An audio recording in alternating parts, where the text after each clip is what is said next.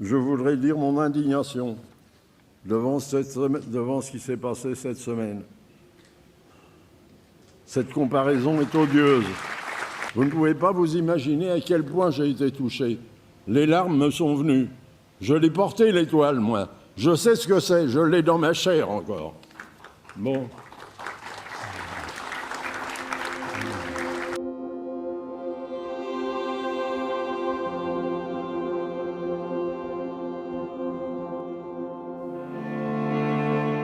C'est le devoir de tous, le devoir de tous nos concitoyens, de se lever, de ne pas laisser passer cette vague outrancière, antisémite, raciste, qui rôde dans les coins.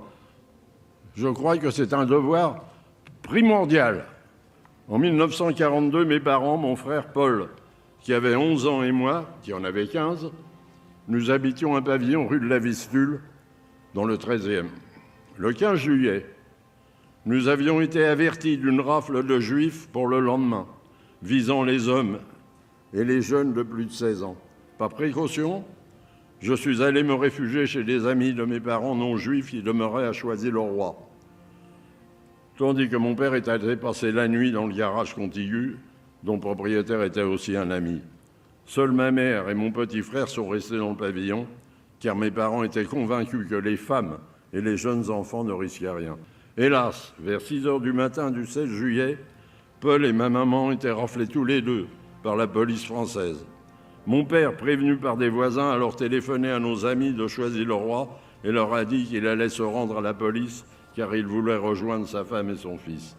Apprenant cela et envahi d'angoisse, j'ai pris le bus à Choisy-le-Roi pour venir aux nouvelles. Arrivé rue de la Vistule, j'ai trouvé les voisins de la rue dehors, bouleversés, compatissants. Je suis resté seul, sans famille. Depuis, je ne cesse d'y penser et de me torturer. C'est comme un trou noir dans lequel je suis encore à mon âge, à 94 ans, plongé, par devoir moral envers ma famille, et nourri du chagrin qui a accompagné toute ma vie. J'ai participé au procès des criminels contre l'humanité, ayant sévi en France, et accompagné les combats pour la mémoire de la Shoah. Je voudrais dire mon indignation devant ce qui s'est passé cette semaine. Cette comparaison est odieuse. Vous ne pouvez pas vous imaginer à quel point j'ai été touché. Les larmes me sont venues. Je l'ai porté, l'étoile, moi. C'est urgent. On traverse une mauvaise passe. Il faut se réveiller absolument pour ne pas tomber de nouveau dans la nuit et le brouillard.